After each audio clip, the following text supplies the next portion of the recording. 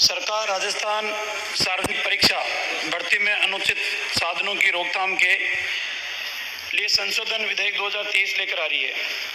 और सभापति महोदय, ये संशोधन पहले भी सरकार लेकर आई है, लेकिन सभापति महोदय कानून बहुत से बने हुए हैं और कानून की जानकारी सभापति महोदय सभी को होती है। मैं किसी व्यक्ति के ऊपर थप्पड़ मारूंगा 323, 341 में मुकदमा दर्ज होगा। मुझे ये भी पता है कि अगर चोट गहरी है तो हो सकता है 325, 326 में भी मेरे खिलाफ जो कानून के दायरे के अंदर सजा है उस सजा को भुगतना पड़े। सजा का कानून 302 का भी बना हुआ है कि यदि किसी का मानववध होगा तो 302 की धाराओं के तहत उसको सजा मिलेगी। लेकिन क्या कानून बनाने से झगड़े बंद हो गए? क्या कानून बनाने से हत्याएं बंद हो गई?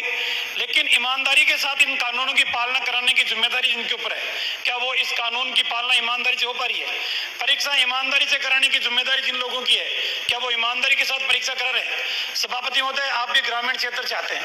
हर माता पिता ये चाहता है कि मेरा बच्चा अपने भविष्य को सुरक्षित रखने का काम करे। अगर खुद के आवश्यक खर्चों के अंदर कटौती करनी है तो वो कटौती भी करते हैं।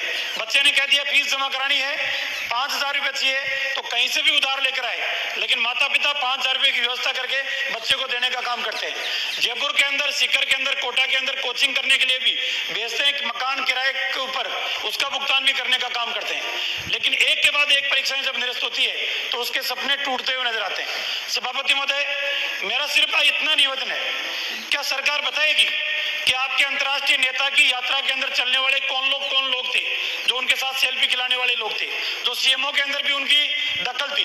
क्या सरकार बताएगी कि राजीव गांधी स्टडी सर्किल के अंदर वो कौन लोग थे जिनको परीक्षा की जिम्मेदारी दी गई और उस परीक्षा की जिम्मेदारी के अंदर उन्होंने लापरवाही बरतने का काम किया? क्या सरकार ये भी बताएगी कि जो मुख्य आरोपी है पेपर लीक मामले के अंदर, क्या कांग्रेस पार्टी के एक वरिष्ठ नेता उनको बचाने के लिए, उनकी पैरवी करने के लिए हाईकोर्ट के अंदर नहीं आती? सभापति महोदय, निवेदन सिर्फ इतना ही है, कानून के आधार के ऊपर समस्याओं का समाधान नहीं हो सकता। समस्याओं का समाधान तभी हो सकता है जब ईमानदार लोग इन संवैधानिक संस्थाओं के अंदर बैठना शुरू करें। और ईमानदार लोगों को बिठाने के लिए कम से कम उस चश्मे को उतारना पड़ेगा जो चश्मा वोट बैंक की राजनीति के आधार के ऊपर, आप प्रलोभन के आधार पे, आप एक दूसरे की सहायता के आधार के ऊपर जो जिम्मेदारी देने का काम आप कर रहे हो। बाबूलाल कटारा को पहले कौन नहीं जानता था? कांग्रेस के किस नेता के संपर्क में वो था और किस नेता ने सिफारिश करके उसको आरपीएससी का सदस्य बनाया? क्या सरकार को उनकी आपस में रिश्तों की जांच करने का अधिकार नहीं है? क्यों नहीं सरकार उनके रिश्तों की जांच करी?